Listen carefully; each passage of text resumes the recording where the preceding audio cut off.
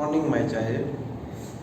ફરી હવે example number 13 થી આપણે આગળ વધીએ છીએ, જેમાં એક્ઝામ્પલ નંબર 13 માં આપણને કહેવામાં આવ્યું છે કે f such that r tends to r, એટલે કે r થી r પરનું વિધેય અને y fx x² આપેલું છે, જ્યાં x belongs to r છે.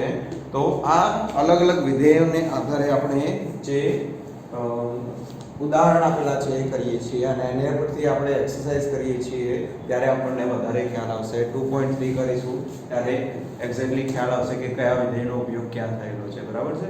તો અહીંયા આપણને એક વિધેય આપેલું છે f એ r થી r પરનું વિધેય છે. બરાબર છે. અને y આપણને આપેલું છે fx x belongs to r આપેલું છે. તો આ વિધેયની મદદથી આપણને શું કહ્યું છે પ્રશ્નમાં, તો કે નીચે કોષ્ટક એક આપેલું છે એને આપણે પૂર્ણ કરવાનું છે અને એનો પ્રદેશ અને વિસ્તાર લખવાનો છે અને ગ્રાફ દોરવાનો છે, એટલે કે આલેખ દોરો f નો. તો અહીંયા પહેલા એ કોષ્ટક લખી નાખીએ છીએ. શું છે કોષ્ટકમાં?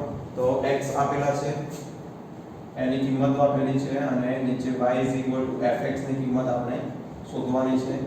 તો x ની કિંમતો કેટલી છે? -4 થી 4 સુધીની છે. -4 -3 -2 -1 0 1 2 3 અને 4.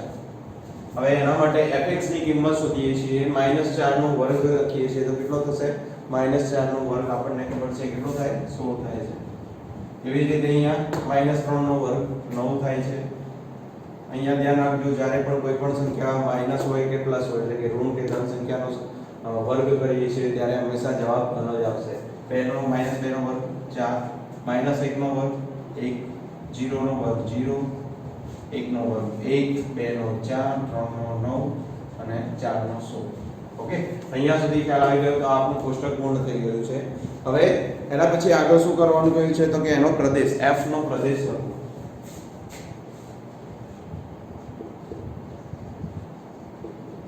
આપણે પ્રદેશ કોષ્ટક ઉપરથી લખવાનું નથી કહ્યું, જસ્ટ આ જે વિધેય આપેલું છે એના પરથી એનો પ્રદેશ લખવાનો છે. તો અહીંયા મને ખ્યાલ છે હું x માંથી લઉં છું, r માંથી લઉં છું, માટે અહીંયા શું લખીશ? એનો પ્રદેશ શું થશે? x such that x belongs to r થાય છે. એટલે કે x કયો છે? તો કે મેં ક્યાંથી લીધો છે? આ જે r છે એનો પ્રદેશ કહેવાય ને, તો એના અંદરથી હું કોઈ પણ સંખ્યાઓ લઉં છું. અહીંયા ફક્ત તમને કેટલીક લિમિટેડ સંખ્યાઓ જ આપેલી છે, પણ આપણે એ નથી જોવાનું. આપણે તો જસ્ટ આ વિધેયનું કહ્યું છે કે વિધેયમાં એનો પ્રદેશ શું છે અને વિસ્તાર શું છે. તો એનો પ્રદેશ જે છે એ કેટલો થશે? આપણને ખ્યાલ છે એનો પ્રદેશ કયો છે? r છે. તો x ની કિંમત એવી હશે જે r ની અંદરથી હશે. તો એના માટે આપણને કિંમત મળે છે કે y x નો વર્ગ. હવે વિસ્તાર ક્યાં હોય? વિસ્તાર પણ ક્યાં હશે? r માં હોય છે. તો અહીંયા પણ વિસ્તારમાં લખીએ છીએ કે f નો વિસ્તાર. અહીંયા હવે x such that x belongs to r લખ્યું, પણ અહીંયા તો શું મળે છે આપણને? કેવી રીતે? y ની કિંમતો x ના વર્ગ સ્વરૂપે મળે છે. તો જે પણ વિસ્તાર મળશે એ પણ કેવો હશે? અહીંયા જે જવાબ મળે છે બધી જ સંખ્યાઓ નથી મળતી, પણ અહીંયા x ના વર્ગ સ્વરૂપની સંખ્યાઓ મળે છે. તો અહીંયા લખીએ છીએ આપણે કે x નો વર્ગ such that x belongs to r, અથવા કોમા કરીને પણ લખી શકો છો કે આપેલ વિધેયનો વિસ્તાર શું થશે? x નો વર્ગ, એટલે કે y ની કિંમત આપણને કેટલી મળે છે? x નો વર્ગ, જે શેમાંથી હોય છે? આ જે આપેલો છે આપણને એના અંદરથી આપણે લઈ શકીએ છીએ. તો માટે x² ની જે કિંમતો મળે છે એ કેવી મળે છે? વર્ગના સ્વરૂપમાં જ મળે છે, એની વચ્ચેની કિંમતો મળતી નથી. તો અહીંયા વિસ્તાર પણ આપણે શું લખીએ છીએ? x નો વર્ગ લખીએ છીએ, જ્યાં x belongs to શું છે? r છે. એના પછી આપણને ગ્રાફ દોરવાનું કહ્યું છે. તો ગ્રાફ કેવો હશે? અહીંયા હું ગ્રાફ દોરું છું. એનો આલેખ દોરીએ છીએ ત્યારે આપણને અહીંયા 1 2 3 4 અને 5 આપેલા છે.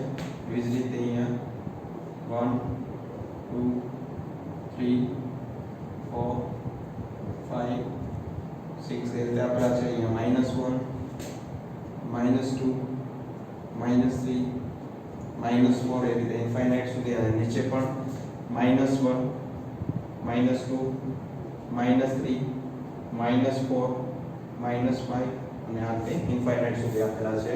તો હવે અહીંયા જોઈએ છીએ આપણને કેટલા આપેલા છે 0 માટે 0 તો આપણને અહીંયા પોઈન્ટ કરીએ છીએ 0 માટે કેટલા મળે છે 0 મળે છે પછી -1 માટે કેટલા મળે છે x ની -1 કિંમત માટે મને y ની કિંમત 1 મળે છે કેમ કારણ કે આ x ની કિંમત છે આ y ની કિંમત છે તો -1 માટે 1 ક્યાં મળે છે અહીંયા x ની કિંમત -1 ક્યાં છે અહીંયા એના માટે 1 મળે છે તો બીજી કિંમત અહીંયા આવશે બરાબર છે એવી રીતે અહીંયા જોઈએ છીએ 2 માટે આપણને સોરી અહીંયા 1 માટે 1 મળે છે તો અહીંયા x 1 છે તો અહીંયા 1 મળશે ઓકે અથવા તો જસ્ટ તમે ડોટ કરી શકો છો અહીંયા આ રીતે કરશો તો પણ ચાલશે અને ડોટ કરશો તો પણ ચાલશે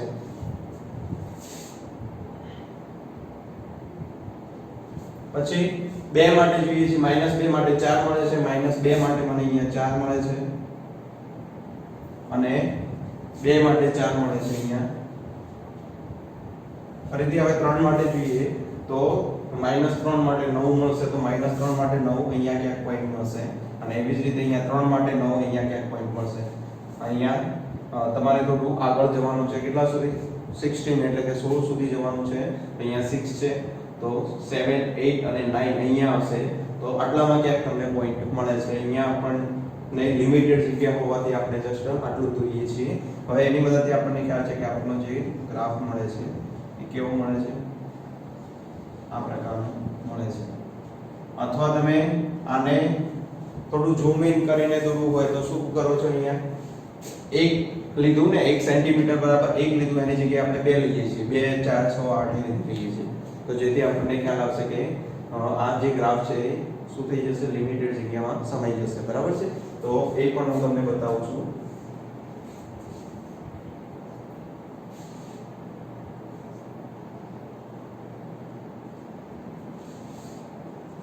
અહીંયા આપણને આ લખવાનું ભૂલતા નહીં નહીંતર એનો માર્ક્સ કાપી શકાય છે x અને y હવે અહીંયા જોઈએ છીએ તો અહીંયા આપણને ખ્યાલ છે અહીંયા 0 છે 0 થી હવે ચાલુ કરીએ છીએ તો અહીંયા 2 4 6 8 10 12 14 અને 16 લઈએ છીએ ઓકે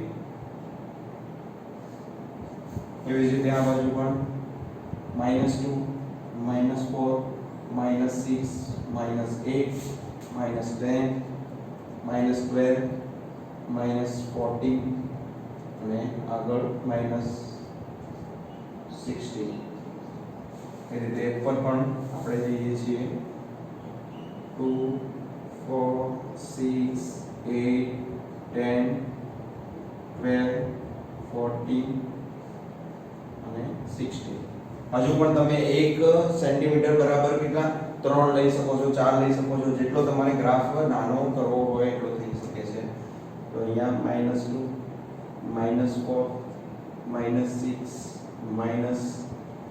હવે અહીંયા મને ખ્યાલ છે કે આપણને જે y મળે છે એની કિંમત હંમેશા ધન જ મળે છે તો આ લખવાની જરૂર નથી કેમ કારણ કે અહીંયા y કેવા છે માઈનસ છે તો આપણો ગ્રાફ ક્યાં હશે હંમેશા ઉપર જ હશે તો આ જે લાઈન જે વચ્ચે દોરી છે એ તમે અહીંયા નીચે દોરી શકો છો માટે આપણને આસાનીથી બધા જ નંબર આવી જાય બરાબર છે હવે ફરીથી આપણને ખ્યાલ છે કે 0 માટે 0 ફરી -1 માટે 1 મળે છે તો -1 ક્યાં છે અહીંયા -2 અને 0 ની વચ્ચે હશે તો હું અહીંયા દઈશ અને અહીંયા 1 છે તો અહીંયા મળે છે અહીંયા પણ એવી રીતે પછી -2 માટે 4 મળે છે -2 માટે 4 અહીંયા +2 માટે 4 ફરીથી આગળ જોઈએ તો 3 માટે 9 તો 3 અહીંયા હશે -3 અને 3 તો -3 અહીંયા વચ્ચે હશે તો એના માટે 9 અહીંયા વચ્ચે હશે અને અહીંયા આ બાજુ +3 અહીંયા હશે તો 9 અહીંયા કયા વચ્ચે હશે એવી જ રીતે શું છે 4 માટે 16 જોવાના છે તો -4 માટે 16 ક્યાં મળે છે અહીંયા મળે છે એવી જ રીતે આ બાજુ 4 માટે 16 અહીંયા મળે છે તો આપણને ગ્રાફ આની પરથી દોરી શકાય બરાબર છે તો આ પ્રકારનો ગ્રાફ આપણને મળે છે જે કયો છે fx અહીંયા લખવાનું તમારે x2 અને બીજું અહીંયા ગ્રાફની કોર્નરમાં આપણે એનું માપ લખવાનું હોય છે સ્કેલ લખવાનું હોય છે બરાબર તો શું લખીએ છીએ તો શું કર્યું છે તમે x અક્ષ પર શું લીધું છે x અક્ષ પર 1 સેન્ટીમીટર બરાબર કેટલા લીધા છે 1 સેન્ટીમીટર બરાબર 2 યુનિટ ઓકે 2 2 યુનિટ લીધા છે એવી જ રીતે અહીંયા y અક્ષ પર શું લીધું છે અહીંયા 1 સેન્ટીમીટર બરાબર 2 લીધા છે અહીંયા y પર શું લીધું છે 1 સેન્ટીમીટર બરાબર પણ 2 યુનિટ લીધા છે બંને બાજુ બરાબર એવું નહીં કે આ એક જ બાજુ માટે લખ્યું આપણે પ્લસમાં પણ અને માઈનસમાં પણ શું કર્યું છે બંને બાજુ આપણે 1 સેન્ટીમીટર બરાબર 2 યુનિટ લીધા છે અહીંયા પણ 2 છે 2 2 એટલે આ રીતે અહીંયા તમારે એનું સ્કેલ માપ લખવાનું હોય છે અહીંયા માપ પણ લખી શકો છો અથવા ઇંગ્લિશમાં એને લખવું હોય તો સ્કેલ લખો ઓકે ક્લિયર છે તો કોઈ પણ ગ્રાફ દોરો છો ત્યારે તમારે ફરજિયાત ધ્યાન રાખવાનું છે કે આનો સ્કેલ લખેલો હોવો જોઈએ સ્કેલ એટલે શું કે x અક્ષ પર કેટલા લીધા છે આપણે અને y અક્ષ પર તો અહીંયા શું આવશે x અક્ષ પર આપણે લઈએ છીએ 1 સેન્ટીમીટર બરાબર 1 યુનિટ લીધા છે ને 1 સેન્ટીમીટર બરાબર 1 યુનિટ ગુજરાતીમાં પણ તમે લખી શકો છો યુનિટ ઓકે y અક્ષ પર આપણે કેટલા લીધા છે ત્યાં પણ 1 સેન્ટીમીટર બરાબર 1 યુનિટ જો તમારે બંને ના લખવું હોય બંને સરખા યુનિટ હોય તો લખી શકો છો x અને y અક્ષ જ્યાં 1 સેન્ટીમીટર બરાબર 1 યુનિટ બરાબર છે ક્લિયર અહીંયા સુધી તો આ જે થઈ ગયું એ ઉદાહરણ 13 છે આમાંથી તમે કોઈ પણ એક ગ્રાફ દોરજો બરાબર છે આ જે બે ગ્રાફ છે ઓરમાં છે આ બંનેમાંથી કોઈ પણ એક દોરી શકો છો આ જો દોરશો તો શું થશે તમારો ગ્રાફ સમાશે નહીં તમારા ગ્રાફ પેપરમાં આ કોઈ પણ ગ્રાફ અહીંયા તમારે ગ્રાફ લઈ લેવાના છે અને આ જે પણ આલેખ કરાવું છું એ તમારે તમારા આલેખની જે બુક છે એમાં ડ્રો કરવાના છે ઓકે તો અહીંયા સુધી ખ્યાલ આવી ગયો હવે નેક્સ્ટ ઉદાહરણ જોઈએ છે ઉદાહરણ નંબર 14 એમાં x નો ઘન આપેલો છે x3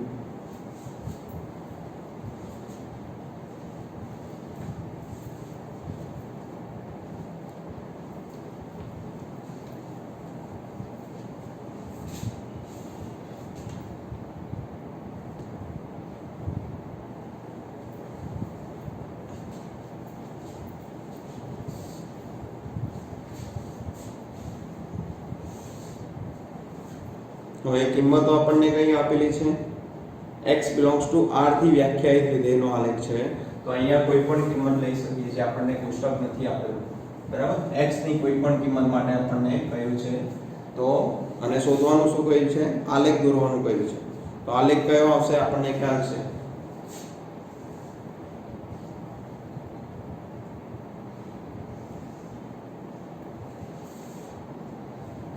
અહીંયા fx એટલે કે y આપણને કેટલા મળશે x નો ઘન તો x ની કિંમત હું કેટલી લઉં છું x ની કિંમત 1 લઉં છું પહેલા 0 લઈએ છીએ તો x બરાબર 0 છે તો y બરાબર આપણને 0 મળશે x બરાબર 1 લઉં છું તો મને અહીંયા 1 નો ક્યુબ એટલે કે 1 જ મળશે x બરાબર 2 લઉં છું તો y મને 8 મળશે x બરાબર 3 લઉં છું તો અહીંયા y મને કેટલા મળશે 27 મળશે 27 x 4 માટે y 64 મળે છે ઓકે એવી જ રીતે જો અહીંયા માઈનસ હોય તો અહીંયા માઈનસ આવશે બરાબર છે તો અહીંયા x હું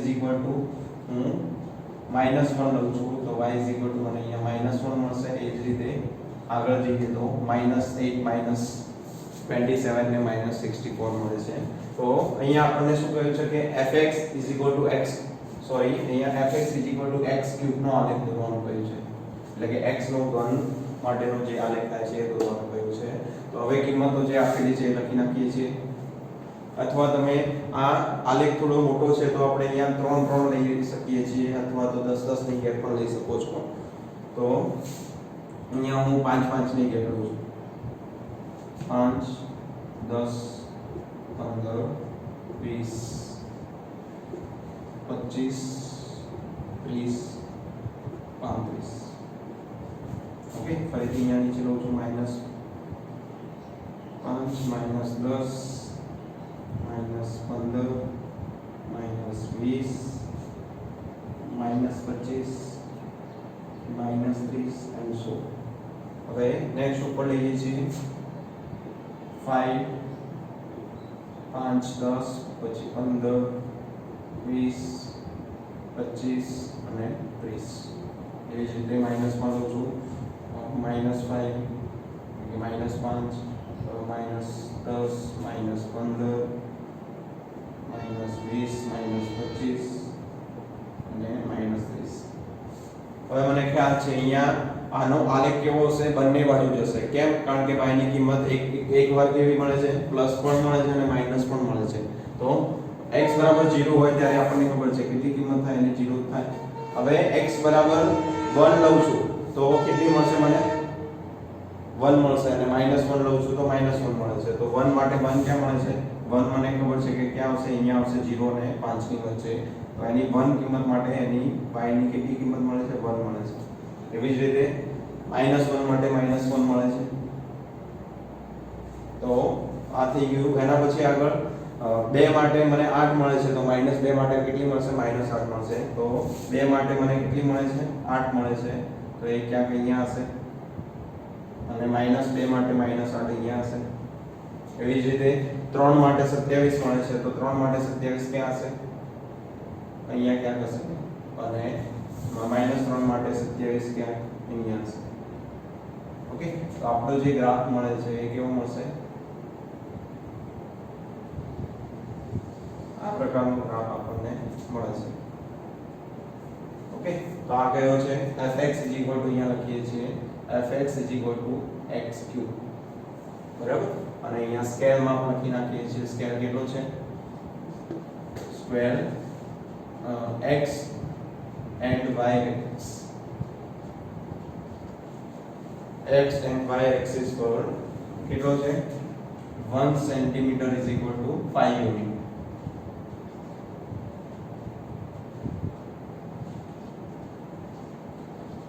ઓકે, ક્લિયર થઈ ગયું. અહીંયા આ રીતે પણ સ્કેલ લખી શકો છો. બંને પણ સરખો હોય તો ડાયરેક્ટ લખી શકો છો. તો આ થઈ ગયો ઉદાહરણ નંબર 14 નો ગ્રાફ. ઓકે, હવે આગળ જોઈએ છીએ તો ઉદાહરણ નંબર 15 આપણને આપેલું છે.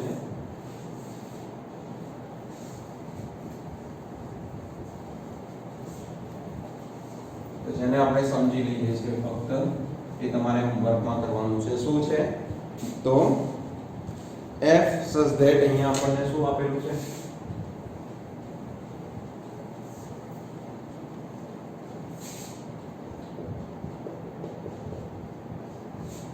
f such that r - 0 આપેલું છે.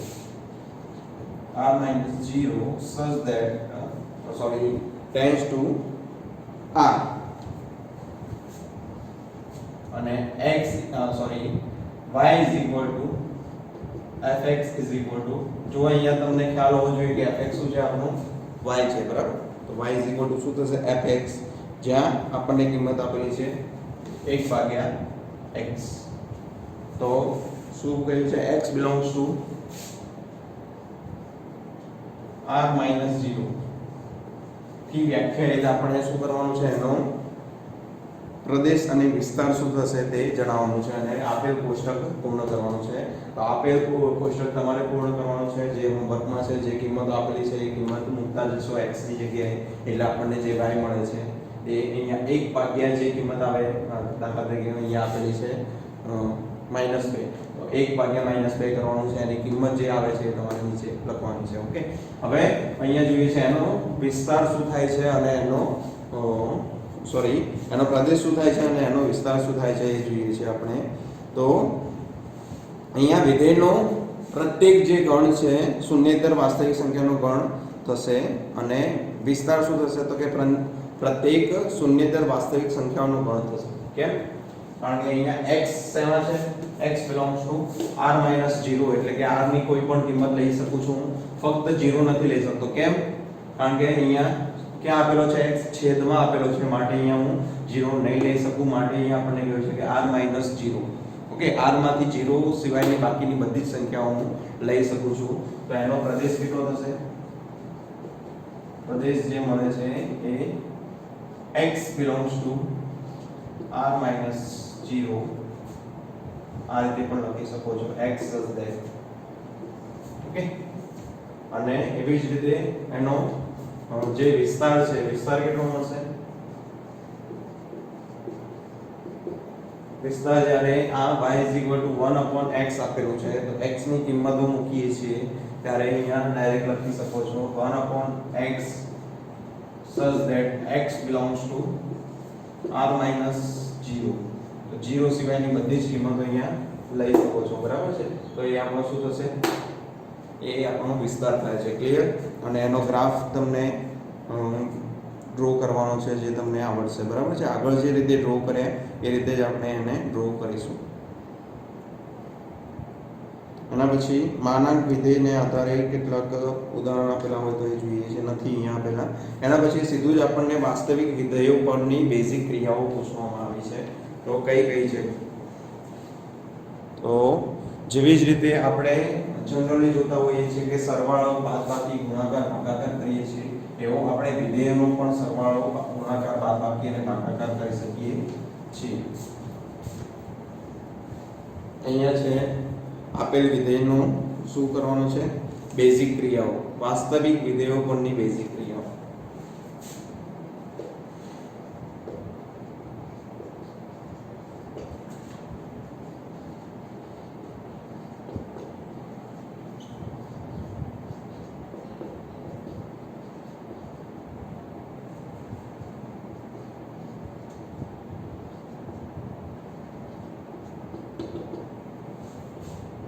અહીંયા વાસ્તવિક વિધેયો લઈએ છીએ. કયા છે વાસ્તવિક વિધેયો? આપણને ખ્યાલ છે f એ શું છે, આપણો વિધેય છે. એવા કોઈ પણ f લઈએ છીએ, g લઈએ છીએ, કોઈ પણ લઈ શકો છો, એવું જરૂર નથી કે f ને g લઈએ.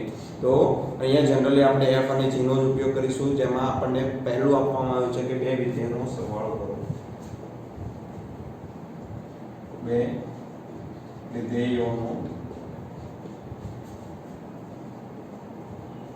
સરવાળો કઈ રીતે કરીશું?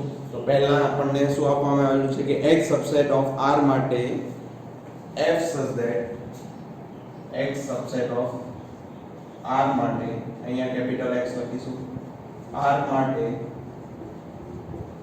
f such that શું થશે, x થી r નો સંબંધ લઈએ છીએ, બરાબર. x થી r નો સંબંધ લઈએ છીએ અને g પણ કેવો છે, g પણ અને g નો સંબંધ પણ કેવો છે, g such that x tends to r હોય તેવી વાસ્તવિક સંખ્યાઓના વિધેયો માટે, તેવા વાસ્તવિક સંખ્યાના વિધેયો નો સરવાળો કરીએ છીએ તો શું થશે? તો વિધેયનો સરવાળો પણ આપણને ક્યાં મળે છે? વિધેયોનો સરવાળો આપણને મળે છે તો કે f g. f g એનો સંબંધ પણ કેવો હશે? such that x થી r નો જ હશે, બરાબર. કેમ? કારણ કે f નો સંબંધ કયો છે? x થી r નો છે. g નો સંબંધ x થી r નો છે, તો એના બંનેના સરવાળાનો સંબંધ પણ x થી r નો જ હશે. અને પછી આપણને કહ્યું છે તો કે એમાં પ્રત્યેક x belongs to x માટે, કેમ? પ્રત્યેક small x belongs to x માટે. અહીંયા x કેમ લીધા, r કેમ નહીં લીધા? કેમ? કારણ કે આપણને પ્રદેશ આપેલો છે. હંમેશા પ્રદેશની કિંમત માટે આપણે એનો વિસ્તારની કિંમતો શોધવાની હોય છે, એટલે કે આપેલ x માટે y ની કિંમત શોધવાની હોય છે. તો x belongs to શું લીધું છે આપણે? પ્રદેશ લીધો છે x. તો એના માટે શું કહેવામાં આવ્યું છે તો કે શું થશે? f g of x લઈએ છીએ. તો એને કઈ રીતે લખી શકીએ છીએ? તો આપણે f of x plus g of x લખી શકીએ છીએ. આને આપણે રીડ કરીએ છીએ f of x plus fx અથવા gx પણ તમે બોલી શકો છો. ક્લિયર? અહીંયા સુધી તો fx plus gx એ શું થઈ ગયું છે? આપણું આ બે વિધેયોનો સરવાળો થઈ ગયો છે. અહીંયા fx ની કિંમતની જગ્યાએ કોઈ પણ બહુપદી વિધેય આપેલો હોય તો પણ આપણે એનો સરવાળો કરી શકીએ છીએ, અથવા કોઈ અચળ વિધેય હોય તો પણ કરી શકીએ, માનાંક વિધેય, એ બધું જ આપણે આમાં કરી શકીએ છીએ. બધા જ વિધેયોનો સરવાળો આપણે અહીંયા આની મદદથી કરી શકીએ છીએ, બરાબર છે. હવે આગળ જોઈએ છીએ તો બે વિધેયોની બાદબાકી. તો એમાં શું કરવાનું છે? બે વિધેયોનો સરવાળો આ તમારે લખી દેવાનું છે. હું હવે આમાં જ ફેરફાર કરું છું. જે સેકન્ડ છે આપણું, બે વિધેયોની બાદબાકી.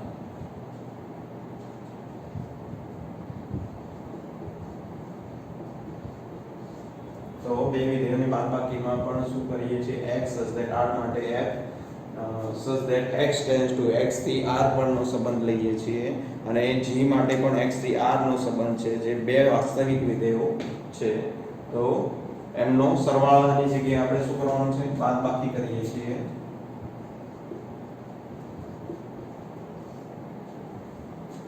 સંખ્યાના વિધેયોની બાદબાકી શું થશે f g નો જવાબ પણ ક્યાં મળશે x ટેન્ડ્સ ટુ r માં જ મળશે એટલે કે x થી r ના સંબંધ પર જ વ્યાખ્યાયિત હશે અને જેની કિંમત આપણને અહીંયા x belongs to x માટે એટલે કે x ક્યાં હોય છે એના પ્રદેશમાંથી જ લેવામાં આવે છે એની y ની જે કિંમત મળશે એ શામાં મળે છે r માં મળે છે અહીંયા આપણને ખ્યાલ છે એની નિશાની શું થઈ જશે માઈનસ થાય છે તો અહીંયા પણ માઈનસ થઈ જશે ઓકે તો આ થઈ ગયો આપણો બે વિધેયોની બાદબાકી બરાબર છે હવે નેક્સ્ટ ક્વેશ્ચન આપેલો છે કે બે વિધેયો અદિશ વડે વિધેયોનો ગુણાકાર હવે અદિશ કોને કહેવાય છે તો કે કોઈ પણ અહીંયા x લીધા છે એ શેમાં હોય સોરી x નહીં કોઈ પણ એક અચળ સંખ્યા લઈએ છીએ તો એ કઈ હોય એ આપણી વાસ્તવિક સંખ્યા જ હોય બીજી પણ કોઈ સંખ્યા હોઈ શકે પણ જનરલી આપણે કયો ઉપગણ લઈએ છીએ કયો ગણ લઈએ છીએ વાસ્તવિક સંખ્યાઓના ગણ વિશે ચર્ચા કરી છે અહીંયા તો આપણે કહી શકીએ કે એ વાસ્તવિક જ હોય તો શું છે અદિશ વડે વિધેયોનો ગુણાકાર સરળ છે અદિશ વડે વિધેયનો ગુણાકાર અદિશ એટલે કે એની કોઈ દિશા નક્કી નથી એટલે અચળ સંખ્યાઓ બધી કેવી કહેવાય છે આપણી અદિશ કહેવાય છે પરંતુ જેની દિશા નક્કી હોય છે કે આ દિશામાં જતું હોય એને સદિશ કહીએ છીએ બરાબર જેની દિશા નક્કી હોય એને આપણે સદિશ કહીએ છીએ જેની કોઈ દિશા નક્કી નથી એને આપણે શું કહીશું અદિશ કહીએ છીએ બરાબર તો અહીંયા f such that x tends to r એ કેવો છે વાસ્તવિક વિધેય છે અને આલ્ફા એ કોઈ અદિશ છે તો અહીંયા f such that x tends to r એ વાસ્તવિક વિધેય છે f such that x tends to r એટલે કે x થી r પરનો સંબંધ એ કેવો છે વાસ્તવિક વિધેય છે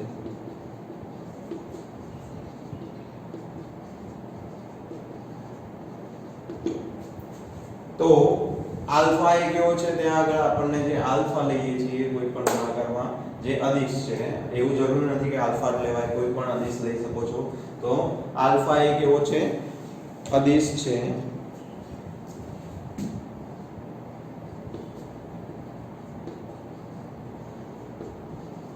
ત્યારે બંનેનો ગુણાકાર કરીએ છીએ x belongs to x માટે કોઈ પણ સંખ્યાઓ આપેલી છે એનો ગુણાકાર કરીએ છીએ ત્યારે તેમનો ગુણાકાર આપણને શું મળે છે therefore x belongs to એના પ્રદેશમાંથી x ની કિંમત લઈએ છીએ તો આલ્ફા f જે મળે છે એ શેમાં મળે છે આલ્ફા f of x આપણે આલ્ફા એ અચળ છે અને અદિશ છે માટે એને બાદ લઈ શકીએ છીએ અને જેની કિંમત આપણને મળશે f of x alpha f of x okay અને જે આલ્ફા f છે એ આપણને ક્યાં મળશે તો કે એ x થી r નું વિધેય છે તો અહીંયા એ પણ લખીએ છીએ કે alpha x A such that x tends to r માટે બે અદિશ વડે વિધેયનો ગુણાકાર કરીએ છીએ તો એ એનો જે પ્રદેશ છે અને અહીંયા વિસ્તાર એટલે કે સહપ્રદેશ પણ છે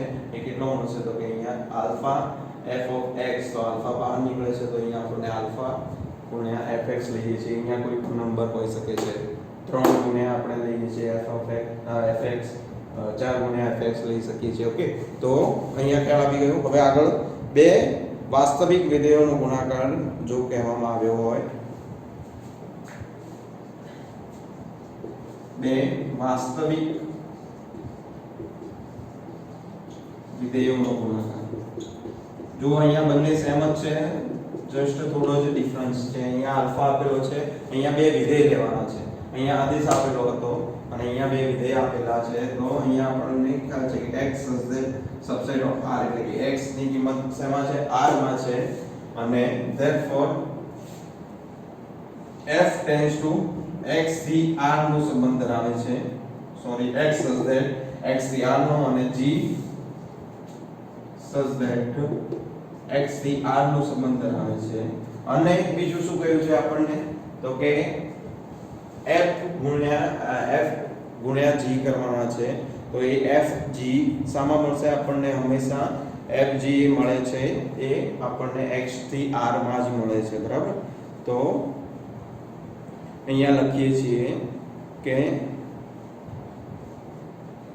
f g માટે f g કેટલા મળશે such that x tends to r મળે છે તો આ સમીકરણ લખીએ છીએ કે f g of x is equal to આપણને કિંમત મળે છે fx multiply gx બરાબર તો આ એક તો વિધેયનો ગુણાકાર થઈ ગયો બે વાસ્તવિક વિધેયો બે વિધેય લીધા હતા અહીંયા એક શું લીધું તો એક આદેશ લીધો હતો અને વિધેય લીધો હતો બરાબર છે તો એનો ગુણાકાર કરે તો આપણને એવો જ મળે છે તો એવી જ રીતે અહીંયા f આલ્ફાની જગ્યાએ શું કર્યું છે gx લઈ લીધું છે તો fg of x એ કેટલો મળશે fx અને gx ના બંનેના ગુણાકાર જેટલો મળે છે હવે એના પછી છે બે વાસ્તવિક વિધેયોનો ગુણાકાર શું થાય તો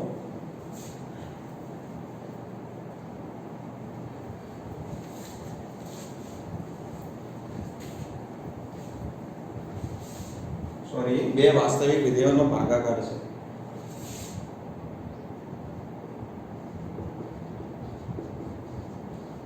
વિધેયનો ભાગાકાર કરવાનો છે આપણે એમાં પણ સેમ છે ફક્ત જ્યાં આપણને g લઈએ છીએ g એ 0 નહીં હોય તો એના માટે આપણે લઈએ છીએ અહીંયા આગળ કે x such that r માટે બે વાસ્તવિક વિધેયો શેના પર વ્યાખ્યાયિત છે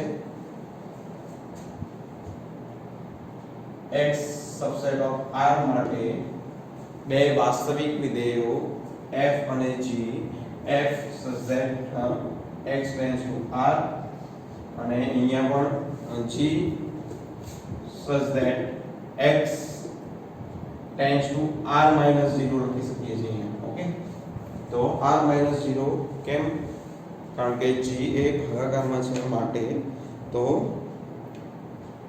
શું થશે એ શાના પર ડાયરેક્ટલી પણ લખી શકીએ છીએ કે x such that r પર લખી શકીએ છીએ અને સોરી અહીંયાથી આપણે આમાંથી માઈનસ નહીં કરીએ આ તો એનો વિસ્તાર છે તો અહીંયા x માંથી -0 કરીએ છીએ તો x - 0 લખી શકીએ છીએ અહીંયા આગળ બુકમાં નથી આપ્યું માટે તમને અહીંયા લખી આપું છું કે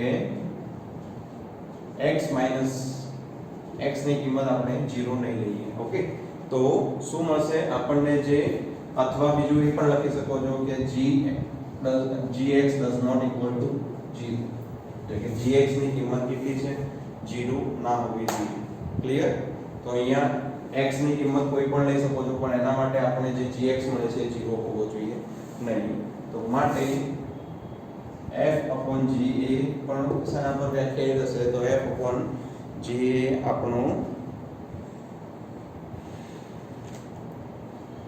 x ટેન્ડ્સ ટુ r પર જ વ્યાખ્યાયિત હશે બરાબર છે x થી r પર વ્યાખ્યાયિત હશે જેમાં આપણે લઈએ છીએ કે f/g અને એ પણ વાંચી રહ્યું છે કે small x belongs to capital X એટલે કે x કયા લેવાના છે આપણે આ કેપિટલ X માંથી લેવાના છે અને માટે f/g of x is equal to આપણને મળે છે fx/gx ઓકે આ બધું જ્યારે તમે સમમાં કરશો ત્યારે તમને વધારે ખ્યાલ આવશે ઓકે તો બે વાસ્તવિક વિધેયનો ભાગાકાર થઈ ગયો આપણે સરવાળો જોયો બાદબાકી જોઈ પછી આદેશ વડે ગુણાકાર અને બે વિધેયોનો ગુણાકાર જોયો અને એના પછી છે બે વાસ્તવિક વિધેયોનો ભાગાકાર જોઈ લીધો છે હવે નેક્સ્ટ એના ઉપરથી કેટલાક સમ કરીએ છીએ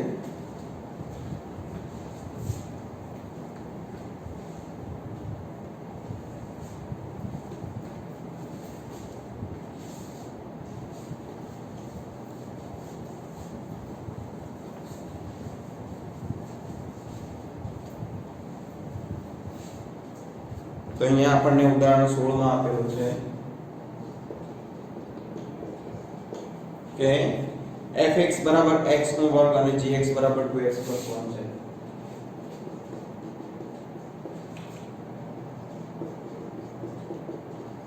x + 1 છે. તો બે વાસ્તવિક વિધેયો હોય તો આપણને શું કરવાનું છે? સરવાળો, બાદબાકી, ગુણાકાર અને ભાગાકાર બધું શોધવાનું કહ્યું છે. તો આપણને ખ્યાલ છે f + g of x કેટલા થાય છે? તો fx + gx લખી શકીએ છીએ. fx ની કિંમત કેટલી છે? x² છે અને gx ની કિંમત 2x + 1 છે. તો આ એનો જવાબ છે. હવે નેક્સ્ટ જોઈએ છીએ કે f - g of x. તો fx - gx લખાય. અહીંયા fx કેટલા છે? x² છે અને gx કેટલા છે? 2x + 1 છે. પણ આગળ માઈનસ છે તો બંને માઈનસ થઈ જશે, બરાબર? તો -2x - 1 થાય છે. પછી f * g of x, તો શું થશે? fx * gx થશે. તો fx ની કિંમત કેટલી છે? x નો વર્ગ છે * 2x + 1 થાય છે. તો આપણને f * g મળી ગયું. હવે f/g of x છે તો આપણને મળે છે fx/gx, જ્યાં અહીંયા લખીએ છીએ કે fx કેટલું છે? x નો વર્ગ છે અને gx 2x + 1 છે. Okay, clear? તો અહીંયા આપણે શું લખીએ છીએ કે x does not equal to કેટલા હશે? કેમ લખીએ છીએ હું તમને કહું છું. x does not equal to -1/2. જો x is equal to -1/2 લખીએ છીએ તો અહીંયા -1/2 થશે, +1 થાય છે. 2 કેન્સલ થાય છે તો -1 + 1 થાય છે. આની કિંમત કેટલી મળશે? આપણને 0 મળશે, બરાબર છે? તો 2x + 1 ની કિંમત 0 મળે છે. માટે અહીંયા આપણે લખ્યું કે x does not equal to -1/2, કે x બરાબર આપણે -1/2 નહીં લઈ શકીએ. એના પછી આગળ આપણને ઉદાહરણ 17 આપેલું છે.